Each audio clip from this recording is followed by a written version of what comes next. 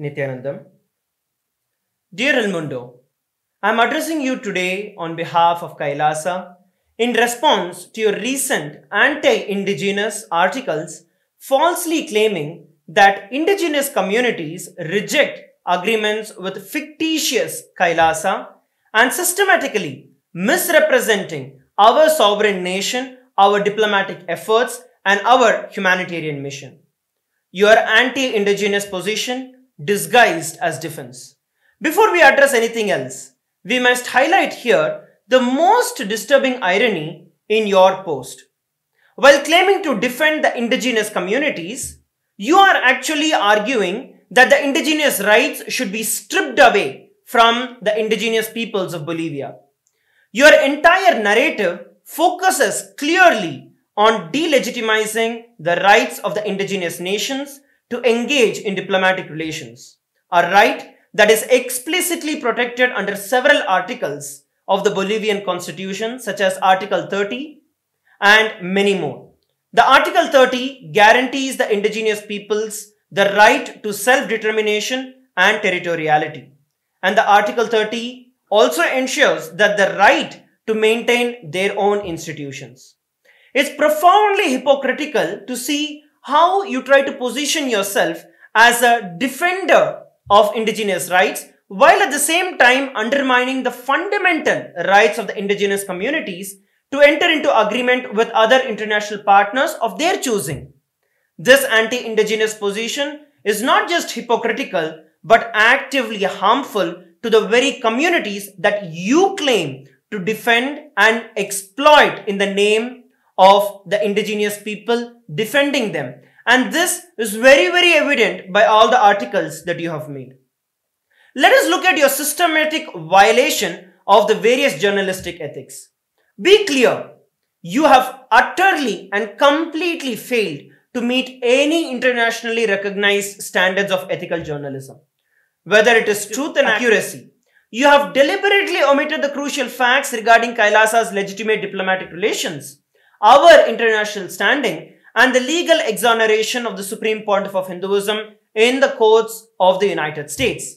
This selective reporting constitutes of misinformation by selective omission. Second, independence. Your reporting demonstrates clear bias against the indigenous Hindu communities and our right to self-determination, suggesting external influence and agenda in your editorial decisions. Third, fairness and impartiality.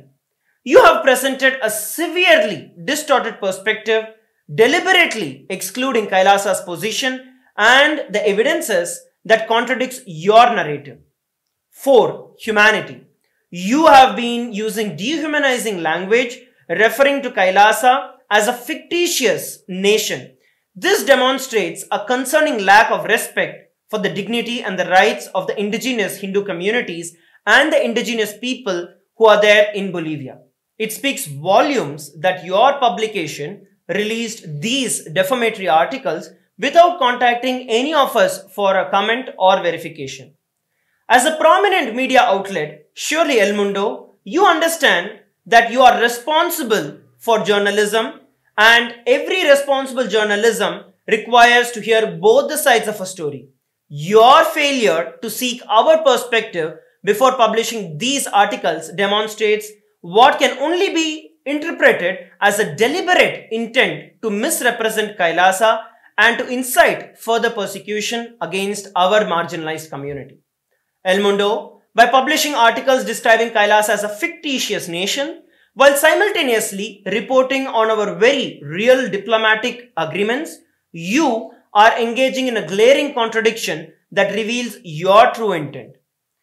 You are undeniably responsible for furthering a one-sided disinformation campaign and inciting hate against our already marginalized and persecuted indigenous Hindu community. Now, let me address each and every one of your specific false allegations. Allegation number 1. You make a statement that KAILASA is a fictitious nation that is not recognized internationally. This allegation fundamentally misrepresents both the international law and KAILASA's sovereign status. Let me educate you, El Mundo, about the sovereignty, juridical statehood, and self-determination. First, let me ask you a simple question. Are Taiwan, Kosovo, or Palestine a state? Some would say yes, others would say no. But what is incontrovertibly true is that self-determination is a basic human right that is enshrined in numerous international instruments, including in the United Nations Charter. Another incontrovertible human right is the right to freedom of religion. El Mundo, you are a media house. First of all, you have no official authority or standing to recognize or to deny the recognition of any sovereign nation. You have overstepped in your role in a manner that exposes your bias and your agenda. It's important to note that even the United Nations itself, by its virtue of its own declaration, states very clearly that it is neither a state nor a government, and therefore it does not possess any authority to recognize either a state or a government. As an organization of various independent states, it may admit a new state as its member and accept the credentials of the representatives of a new government, but it very clearly states it does not have the rights to recognize a nation as per their very own mandate. This is a critical fact that El Mundo has conveniently ignored. People with a common origin, history, language, culture, customs, or religion can develop into a nation through the awakening of their national consciousness. A nation can exist even without the universal recognition, and this has been exemplified by various stateless nations throughout the history. Citizenship is not always synonymous with the nationality of a person. The United Nations International Covenant on the Civil and Political Rights, ICCPR, recognized by 178 nations, it declares in its very first article, all peoples have the right of self-determination. By the virtue of that right, they freely determine their political status and freely pursue their economic, social, and cultural development. These are precisely the rights that are being exercised by all of KAILASA's citizens. KAILASA may have fewer formal recognitions compared to longer lasting established states, but that does not deny the people of KAILASA from exercising their fundamental human rights and the political rights of building diplomatic relations and seeking recognition across the entire world. Let us look at KAILASA's juridical statehood. The juridical statehood of KAILASA is legitimate and is recognized as per international law. KAILASA is a sovereign subject of international law, possessing distinctive attributes derived from the Supreme Pontiff of Hinduism's inheritance of the unbroken succession and the revival of 21 sovereign ancient Hindu states and the ecclesiastical Hindu institutions such as the Swarna Pita Swargapura Samrajya Sarvajna Pitam and the Shamala Pita Sarvajna Pitam. In addition, Kanchi Kailasa Sarvajna Pitam and 17 other such sovereign Sanatana Hindu ecclesiastical historical institutions receive customary recognition by the United Nations as per the Vienna Convention on Diplomatic Relations and the Vienna Convention on Consular Relations. In addition to this, KAILASA fulfills all the criteria for statehood that is established in the Montevideo Convention on the rights and the duties of a state. The Montevideo Convention very clearly states 4 important capacities for a state to be recognized as a state. The point number 1 begins with permanent population. KAILASA, of course, has a well-defined community of citizens that are unified by cultural, religious, and historical bonds living in the sovereign territories of KAILASA. Second, defined territory. KAILASA maintains territorial sovereignty that has been gifted by various countries from around the world. Third, government. KAILASA has a very well-established functional government with administrative capabilities. And fourth, capacity to enter into relations with other states. As evidenced by our diplomatic agreements with various indigenous nations, with various municipalities in Bolivia, in other countries around the world, KAILASA actively engages in international relations. The Montevideo Convention on the Rights and the Duties of the State establishes very clearly that the political existence of a state is independent of the recognition by other states. Please be very clear.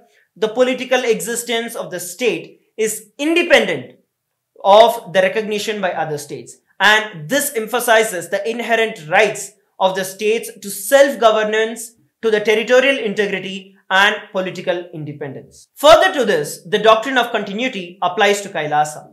International law recognizes a state's legal personality by recognizing its identity. This perspective extends to periods of annexation or occupation, where the legal personality of a state is considered to persist, enabling its subsequent re-establishment. Historical examples dating back to the 18th century include cases like Portugal and Genoa and instances of state re-establishment after the Vienna Congress of 1815.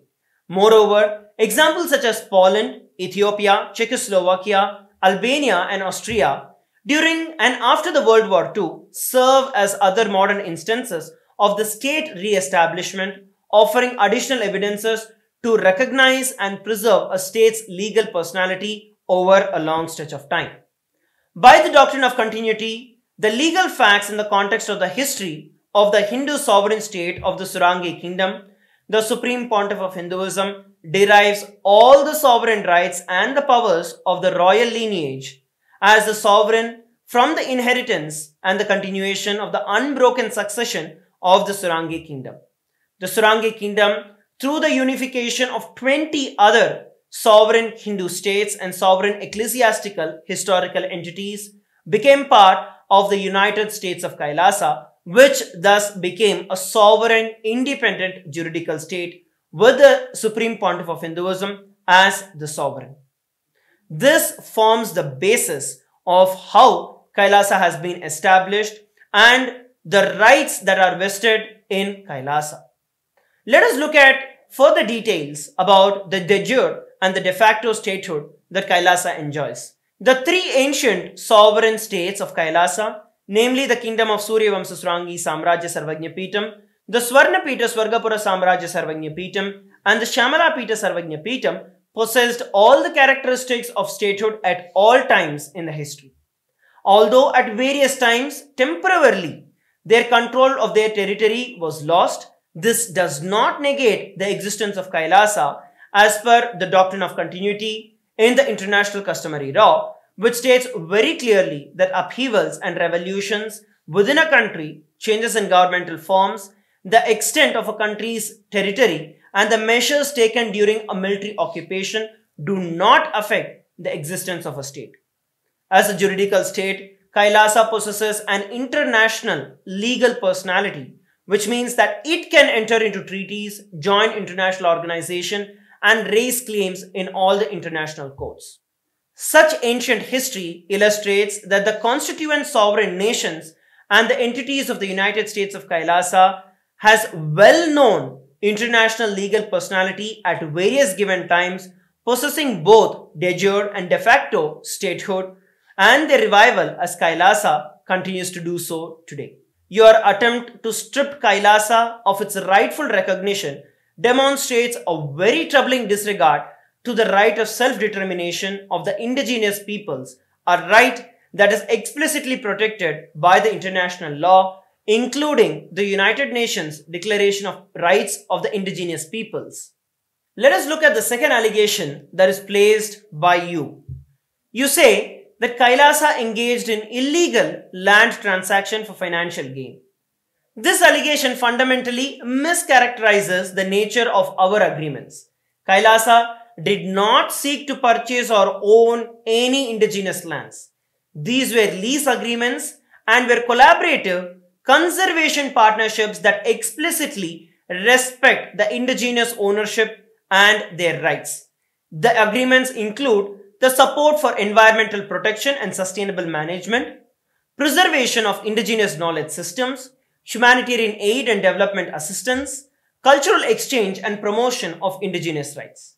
These are not transactions but partnerships that benefit the indigenous communities while preserving their autonomy and their land rights. Our agreements with the indigenous nations include the explicit clause state quote-unquote payment effectuated after ratification by the competent authorities. This ensures full compliance with the Bolivian law and to follow the laws of the state. These are conservation partnerships, not territorial claims, and these are endorsed by the indigenous leaders who retain their authority and sovereignty under the Bolivia's constitution. Moreover, these agreements do not threaten Bolivia's sovereignty in any way. We are deeply respectful of Bolivia's territorial integrity, and the Bolivian constitution itself guarantees the right to the self-determination and the autonomy of the indigenous people. Our partnerships are fully aligned with these constitutional principles. Unlike extractive industries that have historically exploited the indigenous lands for profit, KAILASA's approach centers on supporting the indigenous communities and their own development, their vision, while helping preserve their cultural and environmental heritage. You go on to say that KAILASA attempted to negotiate illegitimate 1,000-year contracts. The time frame of conservation partnership reflects our long-term commitment, and that is needed for effective environmental stewardship. It's not an attempt to control land.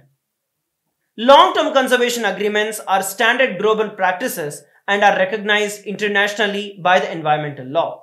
Moreover, all these agreements contain explicit clauses respecting and complying with the Bolivian law. Furthermore, Bolivian constitution states very clearly that the integrity of the indigenous territory is recognized, which includes the right to maintain and develop their own forms of economic, cultural, and spiritual life. We are very clear that we have honored this integrity rather than undermining it. The economic components of our agreements were not payments for land, but investments into the community for development, for the environmental protection, for their cultural preservation. These resources would be managed by the communities themselves according to their own priorities and the governance structure. Meaningful environmental conservation requires long-term vision and commitment, and our agreements reflect this in reality. It is not any desire to quote-unquote control indigenous territories. You move on to say that KAILASA promoted foreign religion contrary to the indigenous traditions. The allegation reveals a profound ignorance of both KAILASA's mission and the indigenous Bolivian culture. KAILASA promotes religious freedom and respects spirituality of all traditions. We never sought to impose religious practices on any community. Moreover, many indigenous Bolivian communities practice spiritual traditions that include elements of cosmic harmony, respect for nature, and the recognition of divine manifestations. These concepts are entirely compatible with the Hindu spiritual perspectives. The allegations that indigenous communities cannot engage with other traditions itself is a contrary and is a colonist perspective that denies their agency and their intellectual sovereignty. The Supreme Pontiff of Hinduism has made extraordinary contributions to these indigenous civilizations worldwide and serves as the emperor for the 21 ancient kingdoms. The work of the Supreme Pontiff of Hinduism has focused on preserving the endangered knowledge systems, supporting the sustainable development, and protecting the rights of the indigenous people. KAILASA, under the guidance of the Supreme Pontiff of Hinduism, has extended our humanitarian grants to over 100 nations, supporting critical initiatives including environmental sustainability, forest conservation, poverty alleviation, women and child empowerment, free education, and so on. These contributions represent our unwavering commitment to the indigenous welfare and sustainable development.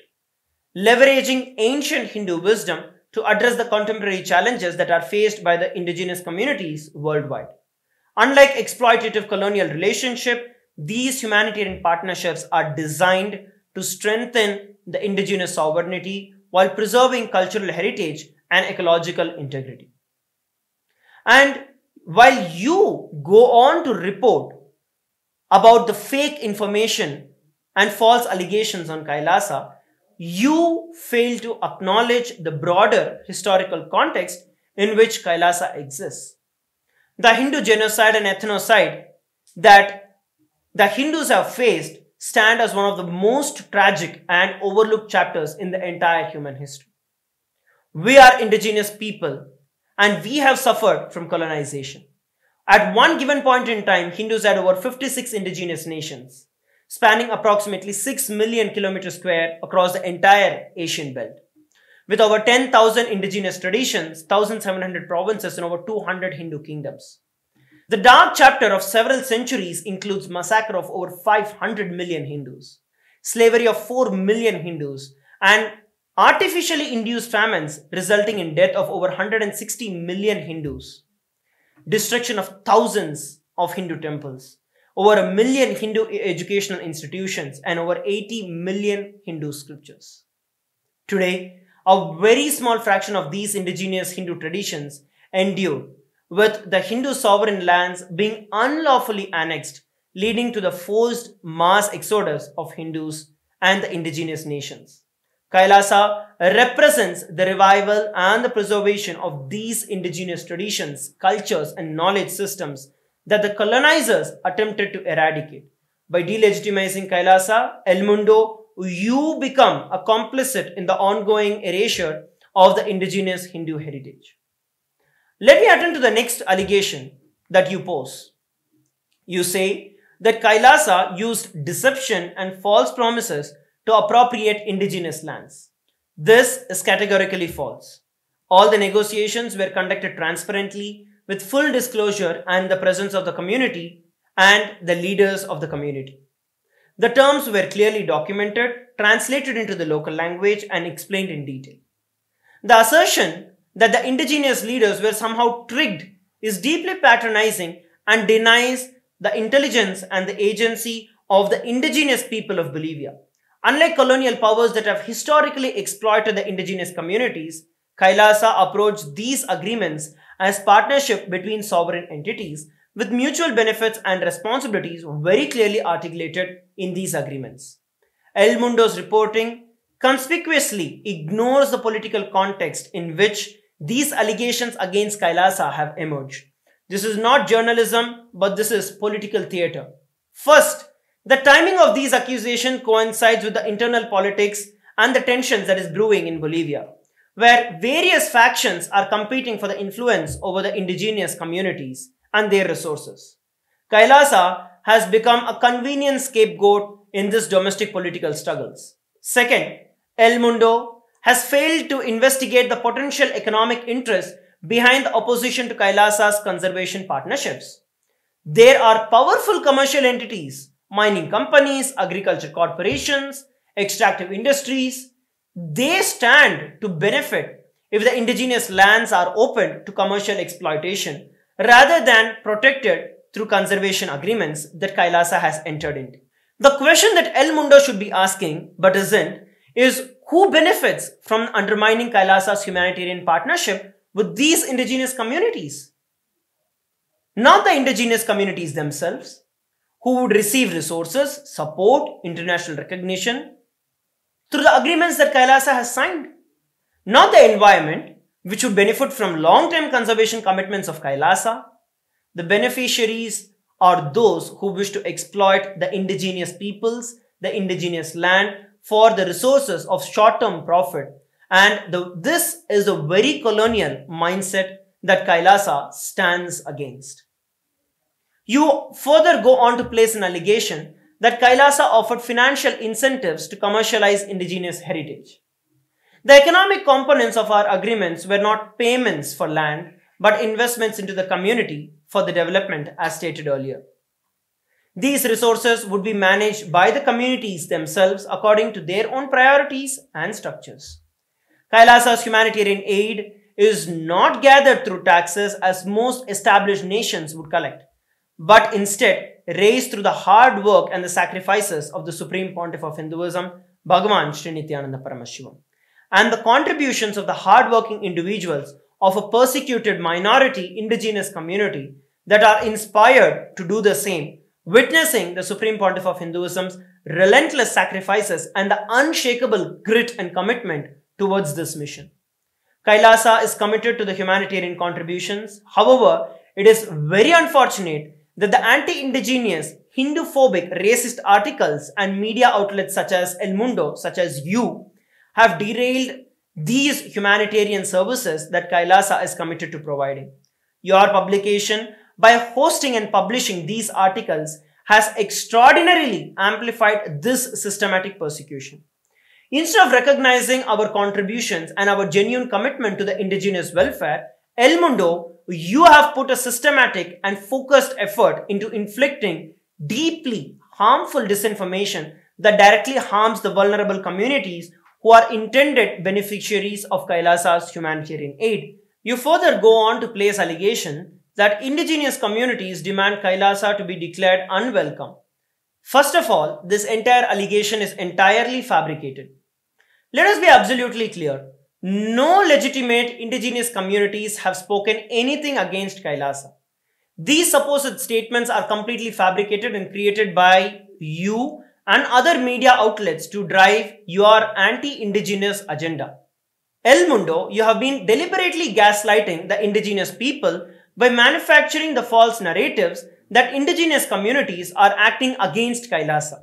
This is a classic divide and conquer tactic that is used throughout the entire colonial history, falsely claiming that indigenous people reject partnership that actually benefit them.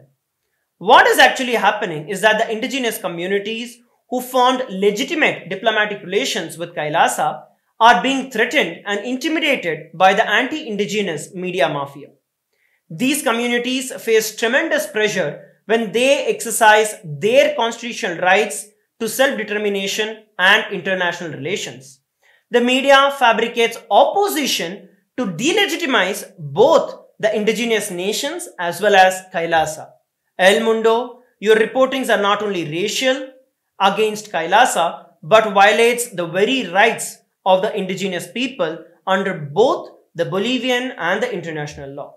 Another allegation that El Mundo you place is that political controversy surrounding Kailasa's engagement with Bolivian officials. El Mundo implies impropriety in alleged engagement between Kailasa's representatives and the Bolivian government officials, including those close to President Luis Arce.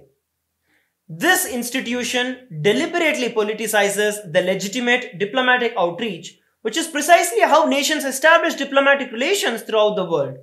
What El Mundo maliciously frames as controversy is actually the standard diplomatic protocol that is followed by every sovereign nation around the world that is seeking to build international relations. The deliberate mischaracterization reveals El Mundo's true calculated attempt to undermine the legitimate diplomatic processes which involve the indigenous nations like Kailasa. Your reportings fail to acknowledge that the same indigenous communities have been historically pressured, manipulated, exploited by powerful economic and political interests within Bolivia. Yet, El Mundo shows absolutely no interest in investigating any of these systematic patterns of exploitation. Moreover, El Mundo completely ignores the defamatory treatment of the Supreme Pontiff of Hinduism in your reporting. In conclusion, we demand a sincere apology for the blatant inaccuracies that are represented in your articles and publication. A correction or clarification acknowledging the false information and providing the accurate details about Kailasa is imperative to rectify the harm that you have caused.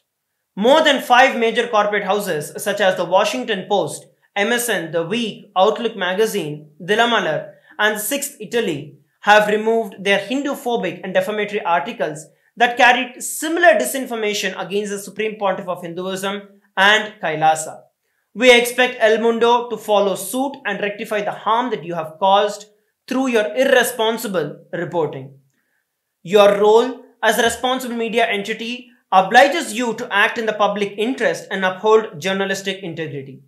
We anticipate your prompt cooperation in setting the record straight and in doing so, ceasing the perpetual continuation of the harmful narratives that are being spread by you against the indigenous community. We are open for further discussion and to provide additional information to facilitate accurate reporting. The question now is whether El Mundo will choose the path of journalistic integrity or continue to participate in the systematic persecution of the indigenous communities and the indigenous Hindu communities. The world is watching, the history will judge, truth will prevail. Thank you for your immediate attention to the matter. We expect a resolute and corrective response. Thank you, Nityanandam.